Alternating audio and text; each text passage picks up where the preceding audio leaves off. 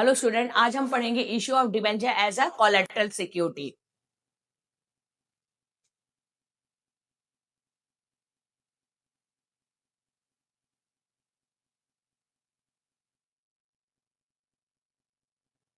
Collateral security, ठीक है।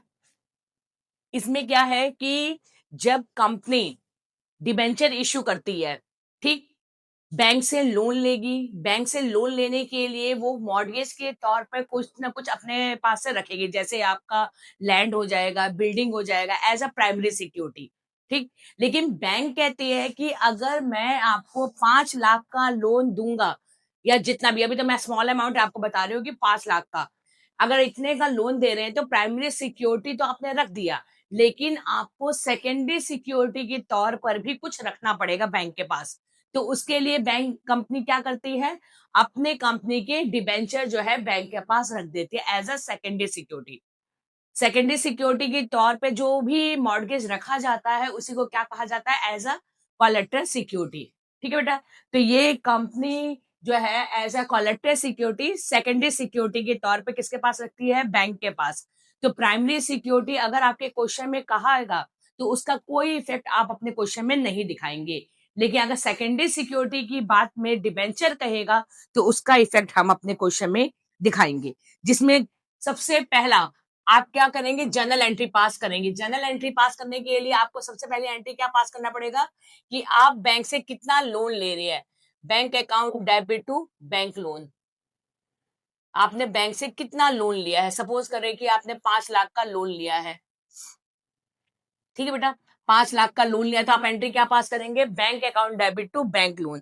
लेकिन अगर आपको लोन के बदले आप क्या देना है, डिबेंचर इश्यू करना है, तो आप सेकेंड एंट्री क्या पास करेंगे, डिबेंचर सस्पेंस टू डिबेंचर,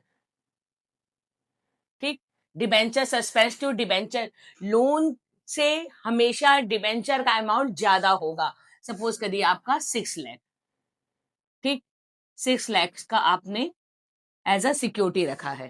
तो ये तो जनरल एंट्री पास होगी। उसके बाद आपको अपने बुक में एक्सट्रैक्ट बैलेंस शीट भी बनाना पड़ता है एज अ कोलेटरल सिक्योरिटी में। तो एक्सट्रैक्ट बैलेंस शीट कैसे बनाएंगे, फॉर्मेट आपका वैसे ही रहेगा। एज अ क्वेश्चन हम सॉल्व करेंगे, एक एक्सट्रैक्ट बैलेंस शीट बनाएंगे तो आप क्या लिखेंगे, इक्विटी एंड लाइबिलिटी। इसमें क्या होता है, लॉन्ग टर्म आपका क्या हो जाएगा, लॉन्ग टर्म आपका बोरोइंग,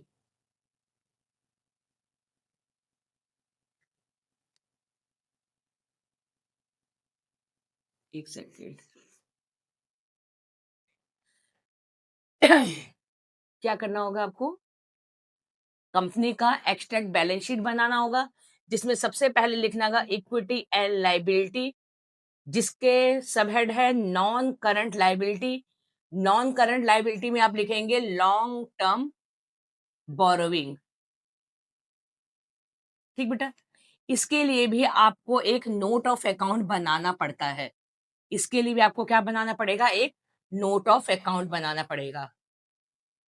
नोट ऑफ अकाउंट में आप किसका कैलकुलेशन कर रहे हैं, लॉन्ग टर्म बोरोइंग का ना। तो यहां पे लिखेंगे आप लॉन्ग टर्म बोरोइंग, क्लियर। यहां पे लिखेंगे आप लॉन्ग टर्म बोरोइंग। फिर इसके बाद आप लिखेंगे डिबेंचर।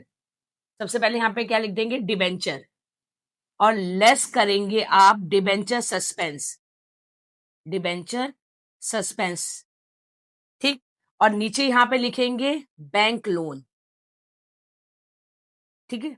इसके नीचे आप लिखेंगे बैंक लोन। ये आपका फॉर्मेट रहेगा जब आपको कोलेटरल सिक्योरिटी का क्वेश्चन आएगा। सबसे पहले जर्नल एंट्री पास करेंगे। जर्नल एंट्री पास करने के बाद आपको extract balance sheet, extract balance sheet बनाना होगा।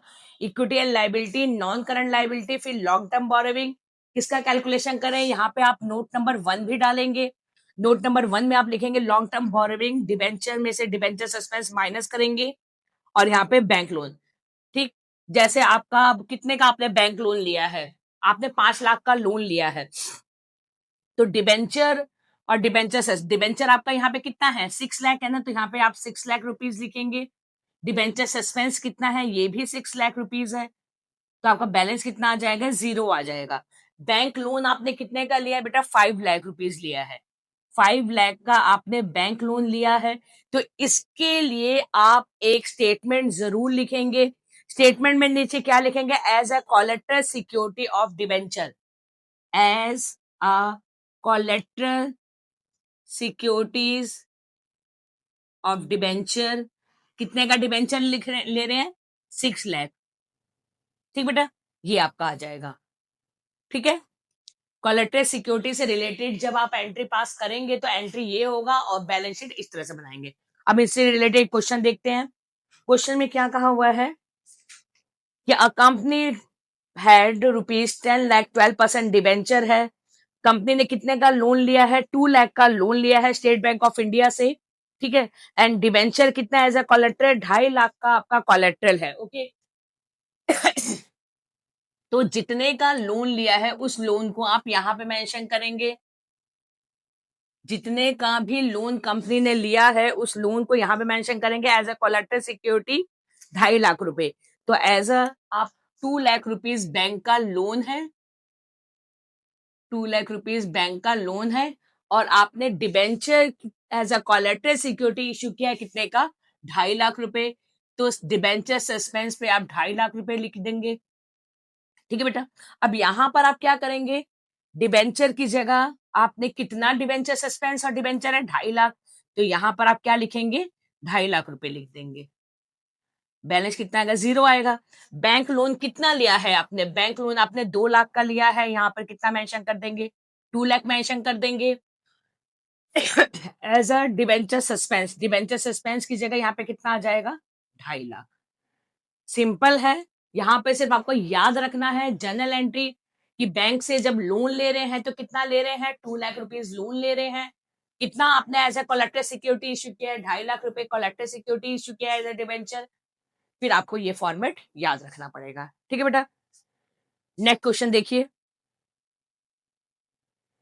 नेक्स्ट क्वेश्चन में आपको कहा हुआ है, सेम प्रोसीजर है कि बैंक से लोन कितना का लिया है, 1,20,000 का बैंक से लोन लिया है, और आपका deposit 1,400, 8% debenture 100 each as a collateral security. It means कि आपने कितने का डिबेंचर बैंक से लोन लिया है। बैंक से लोन तो आपने बेटा 1,20,000 का लिया है। ठीक, तो आप बैंक लोन की जगह क्या दिखाएंगे, 1,20,000, यहाँ पे क्या मेंशन कर देंगे, 1,20,000। ठीक, एंट्री वही रहेगी, सिर्फ आपको अमाउंट चेंज करना है। यहाँ पे कितना हो जाएगा, 1,20,000। इसके बाद क्या कहा हुआ है, 1,400 आपने डिबेंचर इशू किया है। तो डिबेंचर इशू किया है तो 1,400 का डिबेंचर है, 100 ईच है, तो आपको पता है मल्टीप्लाई करके कितना हो जाएगा, 1,40,000 आपने डिबेंचर इशू किया है। फिर लिखा हुआ है as a collected security along with primary security with 2 lakh. देखिए, प्राइमरी सिक्योरिटी के बारे में अगर कुछ भी कहेगा उसको आपके क्वेश्चन में इफेक्ट नहीं दिखाना है, क्योंकि इसका कोई इफेक्ट नहीं होता। हम किससे रिलेटेड क्वेश्चन कर रहे हैं, सेकेंडरी सिक्योरिटी, और सेकेंडरी सिक्योरिटी में क्या है आपका, एज अ कोलेटरल सिक्योरिटी। तो प्राइमरी सिक्योरिटी में कुछ भी दें उससे कोई मतलब नहीं है। कंपनी अगेन टुक अ लोन, फिर दोबारा कंपनी ने लोन ये लिया है, कितने का लोन लिया है, 80,000 का। तो आप दोबारा एंट्री पास करेंगे, bank account debit to bank loan. कितने का लिया है आपने, बैंक लोन लिया है, कितने का लिया है, 20, कितने का बैंक लोन लिया है, 80,000 का। यहाँ पे कितने का मेंशन करेंगे, 80,000 का बैंक लोन लिया है। इसके लिए आपने कितना डिबेंचर इशू किया है, डिबेंचर आपने इशू किया है 100 और 1,000। ठीक है, तो यहाँ पे क्या हो जाएगा बेटा, bank account debenture suspense to debenture. ठीक, यहाँ पे कितना हो जाएगा, 1,000 और 100 है, 1,000 और 100 है, तो ये आपकी जनरल एंट्री पास हो जाएगा। इसके बाद आप अपने बुक्स में कैसे दिखाएंगे इफेक्ट, अपने बुक्स में इफेक्ट भी तो दिखाना पड़ेगा ना। टोटल आप देखिए 1,20,080, कितने का आपने बैंक से लोन लिया है। आप डायरेक्ट यहाँ पे मेंशन भी कर सकते हैं कि 2 लाख का लोन लिया है। कितना आपने डिबेंचर इशू किया है, एक आपका 14 और 1 कितना हो जाएगा, 24। तो आप यहाँ पे डायरेक्ट मेंशन कर सकते हैं 24, कुछ भी नहीं। और बैंक से लोन आपका 2 लाख है और यहाँ पे कितना लिख देंगे आप 24। ठीक है बेटा, सिर्फ आपका अमाउंट जनरल एंट्री याद रखिएगा, फॉर्मेट याद रखिएगा। जितने का लोन लिया है लोन के अमाउंट में लिख दीजिए, जितना डिबेंचर इशू किया है डिबेंचर के उसमें लिख दीजिए। यहाँ पर भी आप वही अमाउंट लिखेंगे जितना आपका बैंक लोन है। यहाँ पर आप क्या लिखेंगे, जो आपने सेकंड एंट्री में अमाउंट पास किया है डिबेंचर का। ठीक है, यहाँ पे हमेशा बैलेंस ज्यादातर 0 ही रहेगा। और यहाँ पर आपने बैंक से कितना लोन लिया वो मेंशन करेंगे, और लास्ट में आपने बैंक से जो लोन लिया है उस पर आपने कितना सिक्योरिटी दिया है एज अ डिबेंचर, वो आप यहाँ पर जरूर लिखेंगे as a collector security of debenture.